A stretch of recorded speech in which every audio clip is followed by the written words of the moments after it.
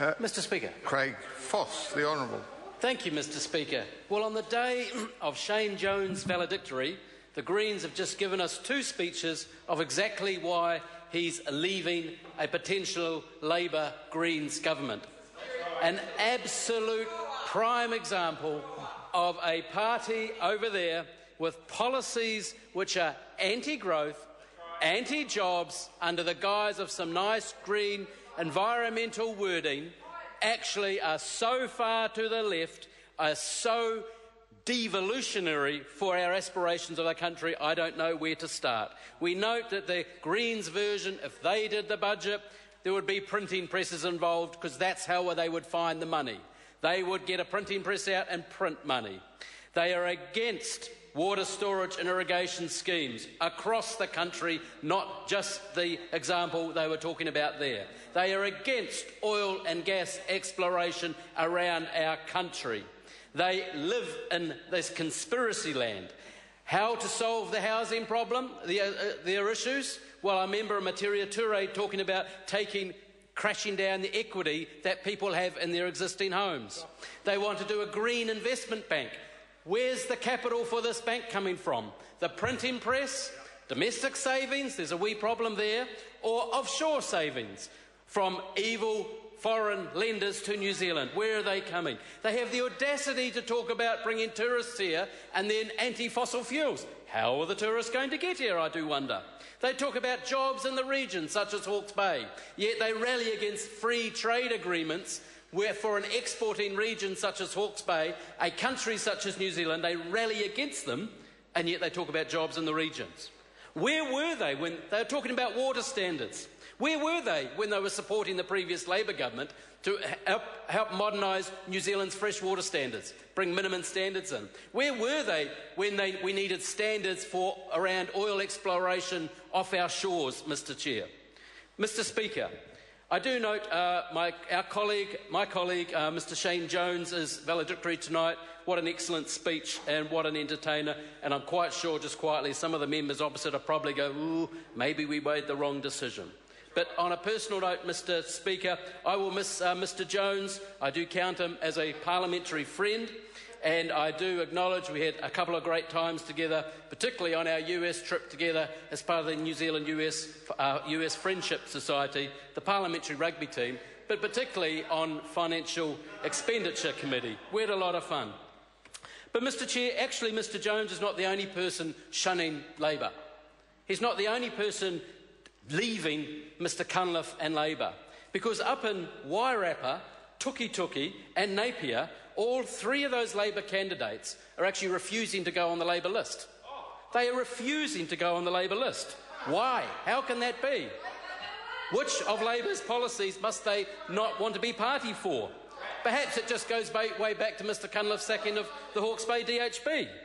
Perhaps it goes back to their banning Facebook policy. Perhaps it goes back to their banning friends and families of migrants to New Zealand policy. Perhaps it's just something to do with the man ban. Perhaps those three candidates who are choosing not to go on the Labour list, therefore choosing not to campaign for Labour Party policies, do not want to have anything to do with the Greens. That's fair enough. Perhaps they don't want to have anything to do with Honi in a potential government. Perhaps they don't want to be part of policy which is essentially anti-job, anti-growth, anti-New Zealand, although it might make a few nice headlines. Mr Speaker, it's the party vote that decides the government. It's the party vote. It is the party vote. It is the party vote. How and why candidates from the major opposition party in New Zealand are choosing not to follow Labour Party policy on the party list, I cannot understand. But Mr Speaker, I have seen this before, and I've seen the results of it before. Because as a candidate for the Nats in 2002, our organisation wasn't in the best of shape. There were a few issues, and individual candidates tried not to be on the list, ran localised campaigns. And remember the result? Worst result National has ever had. Mr Speaker, I'm quite sure Labour is well on that way, and we're seeing it play out in the regions with their candidates. Mr Speaker, it was an excellent budget, a continuation of the excellence and prudent management of our economy. A surplus has been reached. After the preview of 2008, just 6 years after that, $382 million, which is apparently a trifling amount according to the opposition parties. Actually, it's quite a significant amount, I'd suggest. What does that surplus mean, Mr Speaker? It means lower interest rates for longer. Lower interest rates for longer because of a national government and Bill English's budget discipline over the last 6 years. How do we get to that surplus? What does it mean? It means more oxygen in the economy for the real job makers out there. Size of government to the economy now about 30% and heading lower, and better public services being delivered all the time across crime, health, education, you name it, Mr Speaker, even though times have been tight.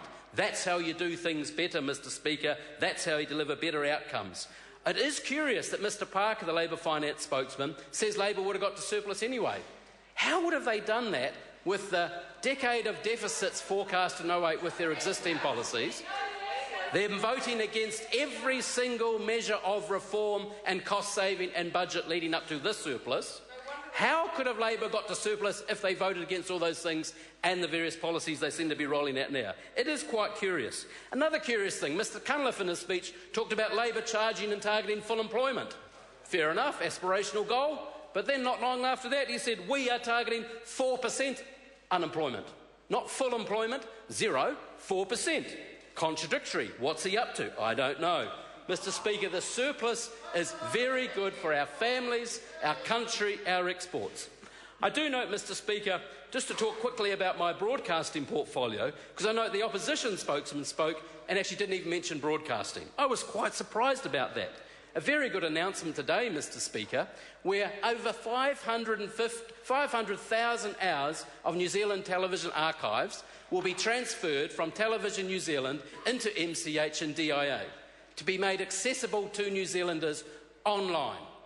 That is National's ongoing commitment to public sector broadcasting, the preservation of what we have already and making accessible stuff that's already been paid for and is owned by the taxpayer. That is actually what a better public service is, Mr Speaker. We continue to allow Radio New Zealand and Television New Zealand to seize the opportunities in front of them in the challenging digital environment. The speech from the CEO of RNZ, Paul Thompson, the other day should be widely read by MPs in the House, particularly opposition spokespeople on broadcasting, because it shows the ability for our publicly owned public sector broadcasters to begin to adapt to this very challenging and new but exciting environment.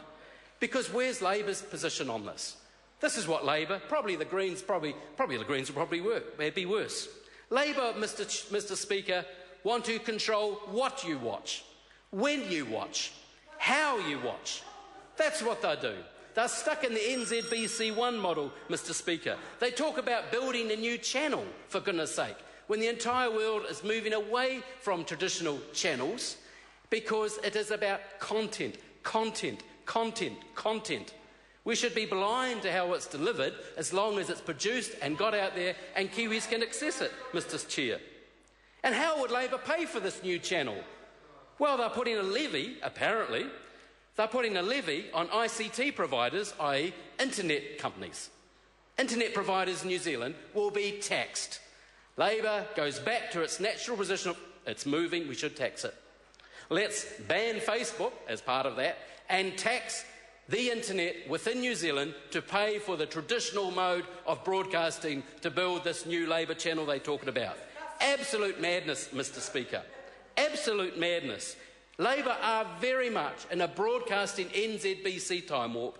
National is digital, looking forward, working forward, future-proofed and looking to help New Zealand-owned organisations, government and otherwise, seize the opportunity to tell New Zealand stories across the world. Thank you, Mr Speaker. I am advised this is a split call. Mr Speaker, that is correct. I'd like to take the opportunity